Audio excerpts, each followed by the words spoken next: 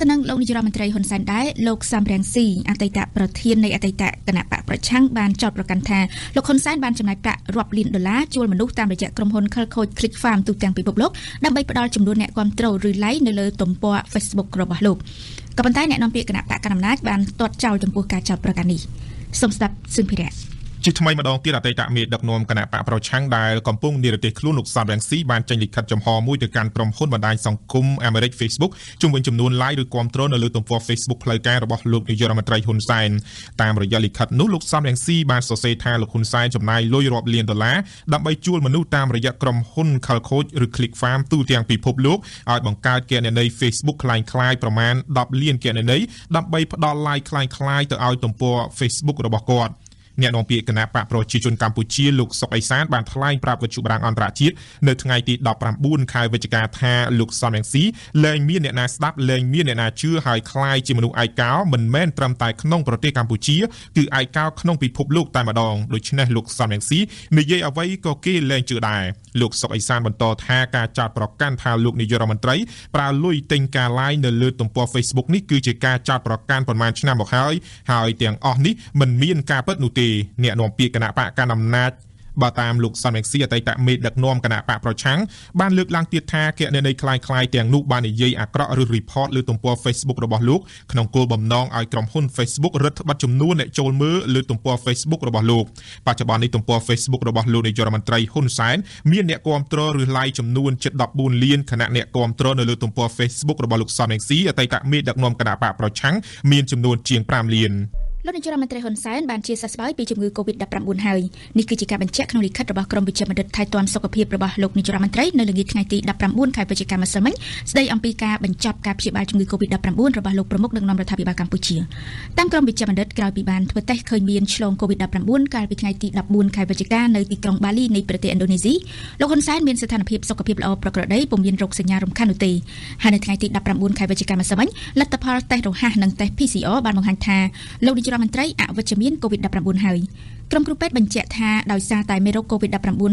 ប្រភេទបំផ្លែងខ្លួនថ្មីមានកម្រិតស្រាលបូករួមនឹងការបានចាក់វ៉ាក់សាំងពេញលេញផងដូច្នេះលោកនាយករដ្ឋមន្ត្រីហ៊ុនសែនមិនតម្រូវឲ្យបន្តធ្វើចតាឡេសាក់ក្រោយបញ្ចប់ការព្យាបាលនោះទ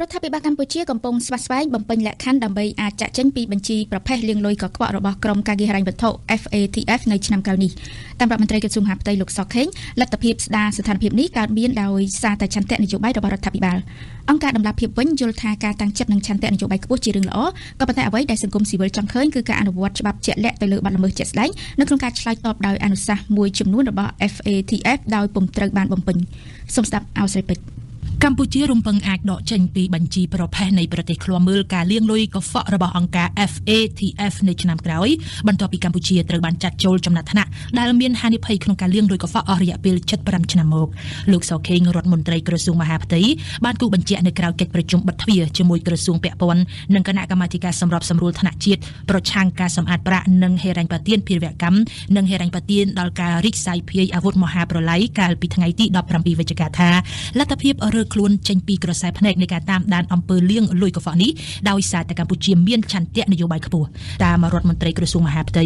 កម្ពុជាកំពុងធ្វើការវាយតម្លៃលទ្ធផលនៃសេចក្តីសម្រេចរបស់មហាសន្និបាត FATF លើរបាយការណ៍វឌ្ឍនភាពជុំទី10របស់កម្ពុជានិងការដាក់ចេញទិសដៅការងារបន្តដើម្បីត្រៀមលក្ខណៈសម្រាប់ការចុះមកពិនិត្យដោយផ្ទាល់របស់ FATF នៅខែមករាឆ្នាំ2023ខាងមុខដែលសម្ដៅដកកម្ពុជាចេញពីបញ្ជីប្រភេទរបស់FATF នាពេលខាងមុខនាយកប្រតិបត្តិអង្គការដំឡាភិបកម្ពុជាលោកពេជ្រពិសីនៅថ្ងៃទី19វិច្ឆិកានេះយល់ឃើញថាការតាំងចិត្តនិងឆន្ទៈនយោបាយខ្ពស់របស់រដ្ឋាភិបាលកម្ពុជាក្នុងការដោះស្រាយបញ្ហានេះជារឿងល្អក៏ប៉ុន្តែអ្វីដែលសង្គមស៊ីវិលចង់ឃើញគឺការអនុវត្តច្បាប់ជាក់លាក់ដូចជាការបង្ក្រាបករណីសង្ស័យនិងបទល្មើសជាក់ស្ដែងក្នុងការឆ្លើយតបតាមអនុសាសន៍មួយចំនួនរបស់ FATF ដែលពុំទាន់ត្រូវបានបំពេញលោកពេជ្រពិសីឲ្យជាយោបល់ថាការប្រយុទ្ធប្រឆាំងបទល្មើសលាងលុយកខ្វក់និងហិរញ្ញប្បទានភេរវកម្មលើទឹកដីកម្ពុជាចាំបាច់គួរត្រូវមានកិច្ចសហប្រតិបត្តិការស៊ីជម្រៅនិងអនុវត្តគោលនយោបាយមួយចំនួនដែលស្ថាប័នពាក់ព័ន្ធត្រូវធ្វើដូចយ៉ាងជាមួយស្ថាប័ននិងភ្នាក់ងារក្នុងវិស័យធនាគារហិរញ្ញវត្ថុវិស័យសំណង់អចលនទ្រព្យនិងវិស័យកាស៊ីណូដើម្បីត្រួតពិនិត្យពីប្រភពនៃចរន្តវាយលុយបន្ថែមពីនេះការបង្ក្រាបឧក្រិដ្ឋកម្មជាប្រព័ន្ធនៅក្នុងតំបន់និងអន្តរជាតិពាក់ព័ន្ធដទៃទៀតដូចជាបទល្មើសគ្រឿងញៀនការឆបោកជួញដូរមនុស្សនិងបទល្មើសល្បែងខុសច្បាប់ក៏គួរត្រូវបានបង្ក្រាបទន្ទឹមគ្នានេះផងដែរគូជ្រាបថាអង្គការក្រមការ ការងារហិរញ្ញវត្ថុ FATF ធ្លាប់ព្រមានថានឹងពិចារណាអនុវត្តជំហានបន្ទាប់មកលើកម្ពុជាពាក់ព័ន្ធនឹងការលាងលុយកខ្វក់នេះជំហានបន្ទាប់គឺសំដៅដល់ការអំពាវនាវដល់ប្រទេសសមាជិកនិងយុត្ថាធិការទាំងអស់នៅទូទាំងពិភពលោកឲ្យបង្កើនការតាមដានត្រួតពិនិត្យលើរាល់ទំនាក់ទំនងនិងប្រតិបត្តិការអាជីវកម្មទាំងអស់ជាមួយកម្ពុជាដោយមើលឃើញពីផលប៉ះពាល់ផ្នែកសេដ្ឋកិច្ចនិងនយោបាយរដ្ឋាភិបាលកម្ពុជាកាលពីឆ្នាំ2022បានអនុម័តសេចក្តីព្រាងច្បាប់ស្តីពីការប្រឆាំងការសម្អាតប្រាក់និងហិរញ្ញប្បទានភេរវកម្មឬការលាងលុយកខ្វក់នេះសេចក្តីព្រាងប័ណ្ណបញ្ជានិងនីតិវិធីសម្រាប់ការបោះឆ្នោតឆ្នាំ2023មានខ្លឹមសារដូចទៅនឹងសេចក្តីព្រាងប័ណ្ណបញ្ជាអាណត្តិមុនស្ទើរតែទាំងស្រុងនេះគឺជាការបំភ្លឺរបស់គណៈកម្មាធិការជាតិរៀបចំការបោះឆ្នោតកោជបនៅថ្ងៃទី18ខែវិច្ឆិកាបន្ទាប់ពីមានការស្នើឲ្យកែសម្រួលលើខ្លឹមសារសេចក្តីព្រាងប័ណ្ណបញ្ជាមួយចំនួនពីខាងគណៈបកនយោបាយឯសង្គមស៊ីវិលក្រុងជួបជុំគ្នាដាក់សំណើជារួមទៅកាន់កោជបទាក់ទងទៅនឹងបញ្ហានេះសូមស្ដាប់ហុងស្រីហ្វុងគណៈកម្មាធិការជាតិរៀបចំការបោះឆ្នោតកោជបបានបញ្ជាក់ថាសេចក្តីព្រាងប័ណ្ណបញ្ជានិងនីតិវិធីសម្រាប់ការបោះឆ្នោតជ្រើសតាំងតំណាងរាស្ត្រអាណត្តិទី7ឆ្នាំ2023ខាងមុខនេះមានខ្លឹមសារដូចទៅនឹងសេចក្តីព្រាងប័ណ្ណបញ្ជានិងនីតិវិធីកាលពីអាណត្តិមុនឆ្នាំ2018ស្ទើរតែទាំងស្រុងនេះបើតាមសេចក្តីបំភ្លឺរបស់កោជបគណៈកម្មាធិការជាតិរៀបចំការបោះឆ្នោតឲ្យដឹងថាមានការកែសម្រួលចំណុចមួយចំនួនរួមមានការធ្វើបច្ចុប្បន្នភាពពាក់ព័ន្ធទៅនឹងការងារសន្តិសុខបោះឆ្នោតស្របតាមផែនការអន្តរស្ថាប័នរួមមានក្រសួងការពារជាតិក្រសួងមហាផ្ទៃនិងកោជបការដាក់បញ្ចូលការប្រើប្រាស់ប្រព័ន្ធកុំព្យូទ័រសម្រាប់ការគ្រប់គ្រងបញ្ជីគណៈបកនយោបាយបញ្ជីបេក្ខជនចូលឈ្មោះនិងដើម្បីគ្រប់គ្រងការស្នើសុំរួមទាំងការចេញឯកសារបញ្ជាក់អត្តសញ្ញាណបម្រើឲ្យការបោះឆ្នោតបន្ថែមពីនេះគឺការដាក់បញ្ចូលការប្រើប្រាស់ប្រព័ន្ធកុំព្យូទ័រសម្រាប់ជំនួយដល់ការត្រួតពិនិត្យបូកសរុបលទ្ធផលបោះឆ្នោតព្រមទាំងការសម្រួលលក្ខខណ្ឌបច្ចេកទេសនៅក្នុងការបំពេញនិងប្រើប្រាស់កំណត់ហេតុទម្រង់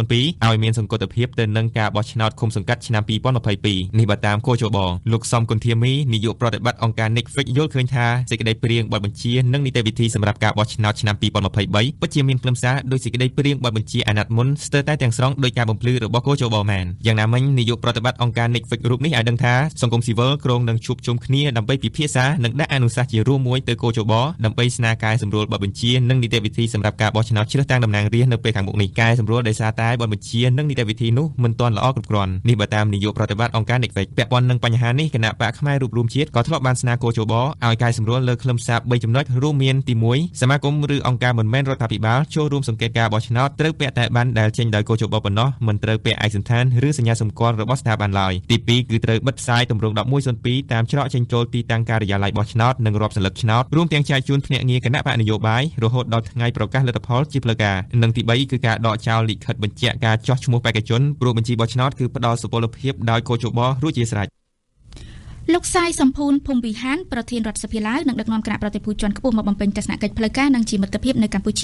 ពីថ្ងៃទី25ដល់ថ្ងៃទី26ខែវិច្ឆិកាសប្តាហ៍ក្រោយនេះតាមសេចក្តីជូនដំណឹងរបស់រដ្ឋសភាជាតិកម្ពុជានៅថ្ងៃស្អែកនេះបានឲ្យដឹងថា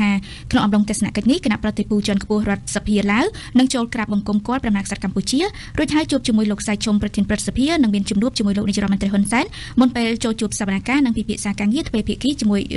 ប្រធានរដ្ឋសភាកម្ពុជាលោកហេងសំរិនជាសូមងាកមកជម្រាបពីព័ត៌មានអន្តរជាតិវិញប្រើចេញពីរុស្ស៊ីលោករដ្ឋមន្ត្រីការបរទេសរុស្ស៊ីស៊ឺហ្គេ ឡាវរ៉ូសត្រូវបានរដ្ឋាភិបាលប៉ូឡូញហាមឃាត់មិនឲ្យជន់ដីប៉ូឡូញនោះទេលោកនឹងមិនអាចទៅចូលរួមការប្រជុំក្របខ័ណ្ឌរដ្ឋមន្ត្រីការបរទេសនៃអង្គការដើម្បីសន្តិសុខនិងសហប្រតិបត្តិការអឺរ៉ុបហៅកាត់ថា OSCE ដែលក្រុងធ្វើឡើងនៅប្រទេសប៉ូឡូញនាដើមខែធ្នូខាងមុខនេះការសម្ដែងនេះត្រូវបានក្រសួងការបរទេសរុស្ស៊ីប្រកាសថ្កោលទោសភ្លាមៗដោយបានចាត់ទុកថាជាទង្វើរោរឿងមកលើរុស្ស៊ីនិងបំផ្លាញតួនាទីការងាររបស់អង្គការ OSCE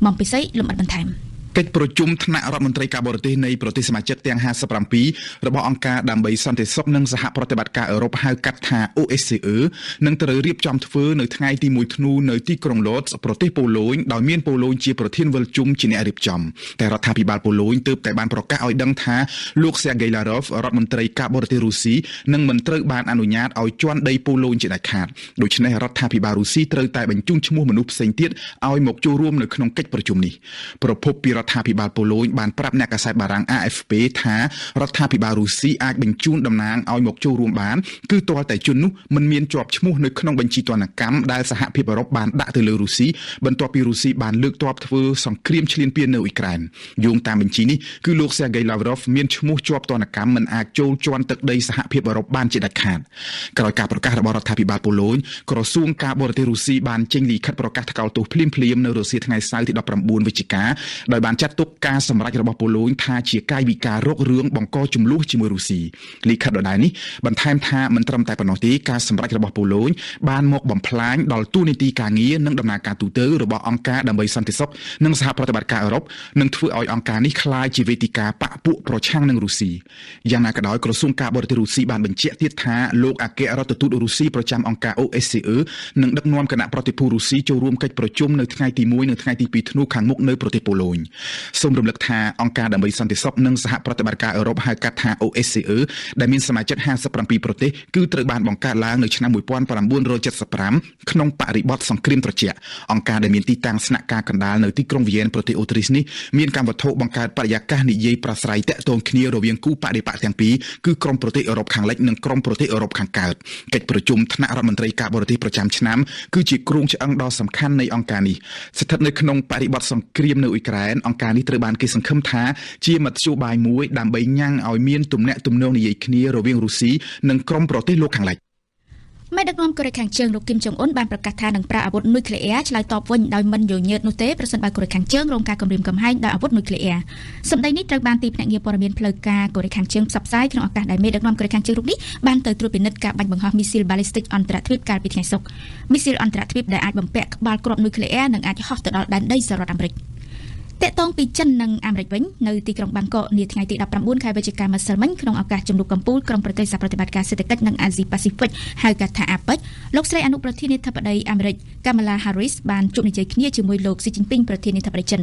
លោកស្រីបានរំលឹកនិងសង្កត់ធ្ងន់សារជាថ្មីអំពីសារៈសំខាន់ដែលសហរដ្ឋអាមេរិកនិងចិនក្នុងនាមជាមហាអំណាចសេដ្ឋកិច្ចធំជាងគេទាំងពីរត្រូវបន្តរក្សាបណ្ដាញទំនាក់ទំនងគ្នាដើម្បីគ្រប់គ្រងការប្រកួតប្រជែងប្រកបដោយទំនួលខុសត្រូវលោក Xi Jinping បានប្រាប់ទៅកាន់លោកស្រី Harris ថាលោកចង់ឃើញមហាអំណាចទាំងពីរលុបបំបាត់កាត់បន្ថយការវិនិច្ឆ័យដោយភ័ន្តច្រឡំទៅលើគ្នាឲ្យបានដើម្បីស្ដារត្រឡប់មកវិញនៅទំនាក់ទំនងដែលមានភាពស្មោះត្រង់និងមានស្ថិរភាព